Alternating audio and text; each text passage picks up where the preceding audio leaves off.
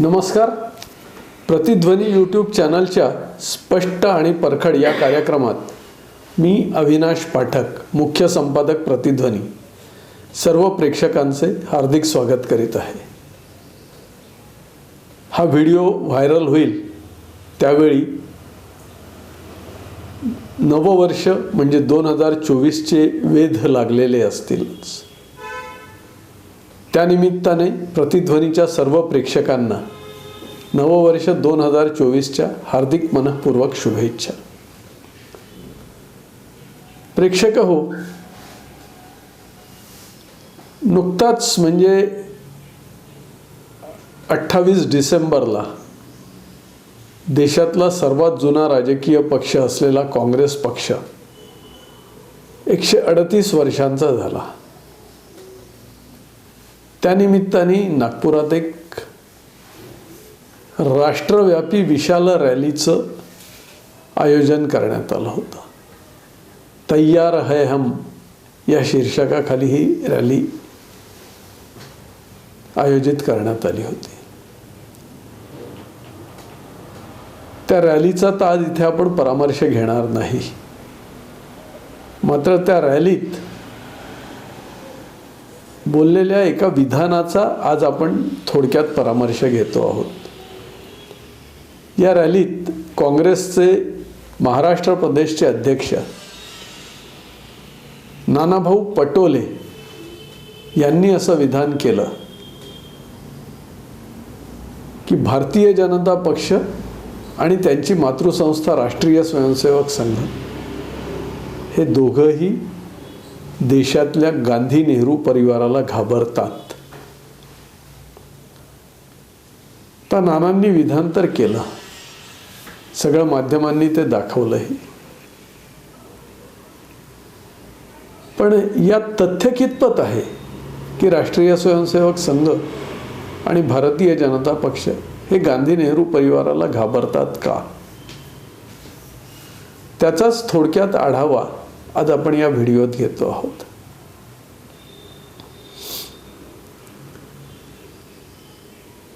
संघाची स्थापना 1925 साली झाली. संघ हा राजकारणात सक्रिय कधीच नव्हता, त्यामुळे काँग्रेसला घाबरण्याचं संघाने असं त्यावेळी तरी काहीच कारण नव्हतं. म्हणजे असं म्हणतात की संघाचे संस्थापक डॉक्टर केशव बळीराम हेडगेवार हे स्वतःच आधी काँग्रेसचे कार्यकर्ते होते आणि नंतरही त्यांनी काँग्रेसनी आयोजित केलेल्या विविध स्वातंत्र्य लढ्यांमध्ये स्वतः सहभाग घेतला होता. जंगल सत्याग्रहात ते काही काळ सरसंघचालक पदाची सूत्र दुसऱ्याकडे सोपवून ते त्या जंगल सत्याग्रहात सहभागी झाले होते आणि इतरही स्वयंसेवकांना विविध आंदोलनांमध्ये सहभागी होण्याची मुभा दिली होती. त्यामुळे स्वातंत्र्य लढ्यातही अनेक संघ स्वयंसेवक सहभागी झाले होते, त्याचे पुरावेही सापडतात. आणि संघ हा जर गांधी नेहरूंना घाबरला असता तर डॉक्टर हेडगेवार असताना एका संघ शिबिरात महात्मा गांधींना निमंत्रित केलं होतं आणि महात्मा गांधी त्या शिबिरात काही काळ सहभागी सुद्धा झाले होते. जर भीती वाटत असती तर संघाने गांधींना बोलावलं कशाला असतं, हाही प्रश्न इथे निर्माण होतोच. मात्र उलट होऊ शकतं की गांधी नेहरू परिवार हाच कायम संघाला आणि भारतीय जनता पक्षाला घाबरला आहे. विशेषतः राष्ट्रीय स्वयंसेवक संघाला तर नेहरू परिवार, गांधी परिवार हा कायम घाबरलेला आहे. जर हा घाबरलेला नसता तर देशाला स्वातंत्र्य मिळाल्यानंतर आतापर्यंत राष्ट्रीय स्वयंसेवक संघावर काँग्रेस सरकारने 3दा बंदी आणली. जर भीती नसती मनात तर ही बंदी घालायचं कारणही काहीच नव्हतं. पण बघा 1948 साली महात्मा गांधींचा वध झाला. ते निमित्त साधून नेहरूंनी संघावर बंदी घातली होती. नंतर संघ स्वयंसेवकांनी सत्याग्रह केला, आंदोलनं केली, शेवटी सरकारला झुकावं लागलं. त्यानंतर आणीबाणी लागल्यावरही इंदिरा गांधींनी लगेच संघावर बंदी घातली होती. ती संघबंदीही उठवावी लागली. नंतर बाबरी मशीद पडल्यावर देखील तत्कालीन पंतप्रधान नरसिंहराव यांनी संघावर बंदी घातली होती. मात्र आणीबाणी संपल्यानंतर जनता पक्षाने घटना दुरुस्ती करून कायद्यात ज्या काही सुधारणा केल्या होत्या त्या सुधारणांचा आधार घेत ज्या काही पुढल्या घटना घडल्या त्यामुळे ती संघबंदी अवघ्या 6 महिन्यात नरसिंहराव सरकारला उठवावी लागली होती. ही बंदी वारंवार जी घातली गेली ती संघाबद्दल कुठेतरी मनात भीती होती म्हणूनच घातली गेली ना. फक्त बंदी घालणं एवढंच नाही तर संघाच्या विविध ॲक्टिव्हिटीजला पायबंद कसा घालता येईल हा प्रयत्न देखील नेहरूंनी केला होता. राष्ट्रीय स्वयंसेवक संघ ही काही देशविरोधी कृत्य करणारी संघटना नाही, पण तरीही नेहरू आणि इंदिरा गांधी इवन राजीव गांधींनी सुद्धा सरकारी नोकरांना संघाच्या कार्यक्रमांमध्ये भाग घेण्यासाठी मनाई केली होती. शासकीय किंवा निमशासकीय संघटनांच्या कार्यालयांमध्ये किंवा त्यांच्या आवारांमध्ये इवन सरकारमान्य शाळांच्या आवारांमध्ये सुद्धा संघ शाखा भरवायला किंवा संघाचा कोणताही कार्यक्रम घ्यायला बराच काळ मनाई केली जात होती. त्याचवेळी काँग्रेस सेवा दलाचे कार्यक्रम मात्र कुठेही घेतले जात होते. तर हे सगळं त्यांनी जे काही केलं ते फक्त बंदी जरी नव्हती तरी कुठेतरी संघाबद्दल भीती वाटत होती म्हणूनच त्यांनी केलं असं म्हणता येऊ शकते ना. आणि त्यांच्या मनात भीती असायला कारणही तशी होती. राष्ट्रीय स्वयंसेवक संघ ही एक शिस्तबद्ध संघटना होती. आजही ती तशीच आहे. आणि ही संघटना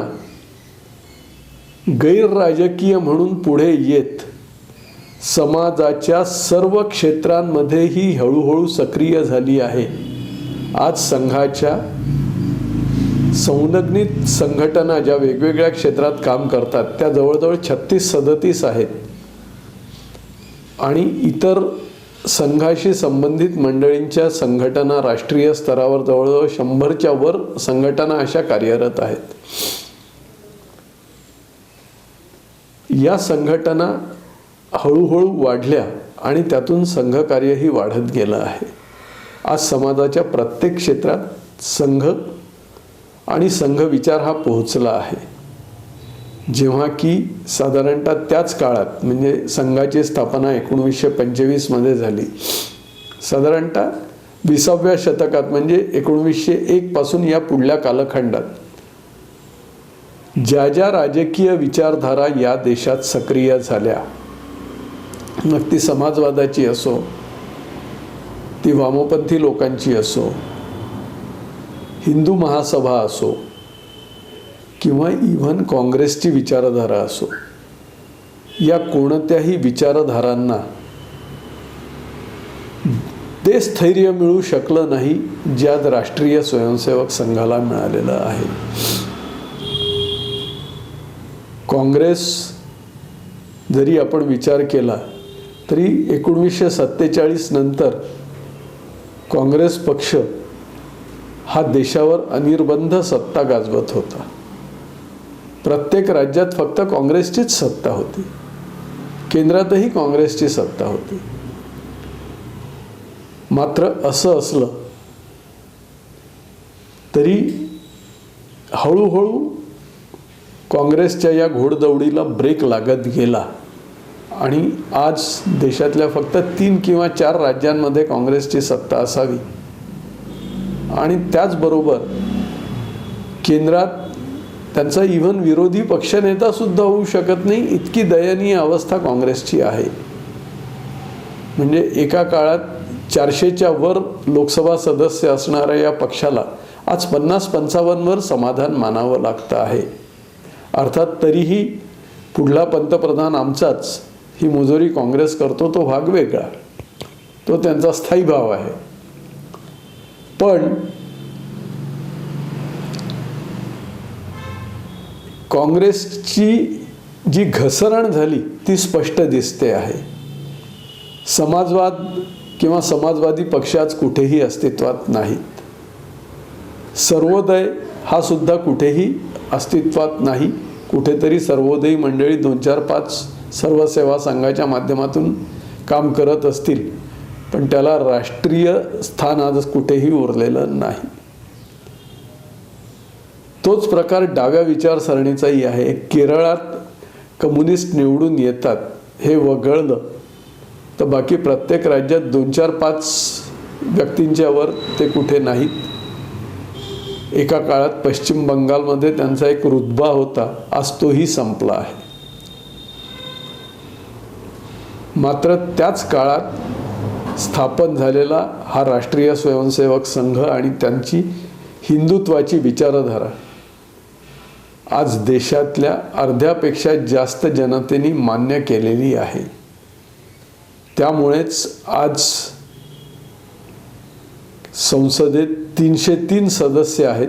देशातल्या अर्ध्यापेक्षा जास्त राज्यांमध्ये भारतीय जनता पक्षाची सरकार आहेत. त्यामुळे त्यांनी काँग्रेसला घाबरावं अशी परिस्थिती कुठेही नाही. मात्र काँग्रेसला त्यांची भीती वाटते आहे, कारण काँग्रेसला त्यांची अनिर्बंध सत्ता होती त्या सत्तेपासून हळूहळू दूर करत आजच्या दुर्दशेत आणून ठेवायला फक्त भारतीय जनता पक्ष हाच कारणीभूत झाला आहे. आणि या भारतीय जनता पक्षाच्या मागे राष्ट्रीय स्वयंसेवक संघ ही या त्यांच्या मातृसंस्थेची ताकद उभी आहे. म्हणूनच हा पक्ष आज 2 लोकसभा सदस्यांपासून 303 लोकसभा सदस्यांपर्यंत पोहोचला आहे. आणि आता ते म्हणत आहेत की पुढल्या वेळी आम्ही 350च्या वर तरी नक्की राहू. राहतीलही कदाचित, त्यासाठी आपण शुभेच्छा देऊया. पण अशी परिस्थिती ज्या भारतीय जनता पक्षाने आणि ज्या राष्ट्रीय स्वयंसेवक संघाने आणून ठेवली आहे, त्या राष्ट्रीय स्वयंसेवक संघाची आणि भारतीय जनता पक्षाचीच खरी भीती काँग्रेसला आणि नेहरू गांधी परिवाराला वाटते आहे. मात्र हे नाना पटोलेंना कबूल करवत नाहीये, म्हणून ते उलटं विधान करत आहेत. पण नाना, एक गोष्ट लक्षात ठेवा, तुम्ही काहीही विधानं केली तरी या देशातला सामान्य माणूस, सामान्य मतदार आता सुजाण झाला आहे. तो खरं खोटं काय ते ओळखतो आणि तो ओळखूनच मतदान करणार आहे.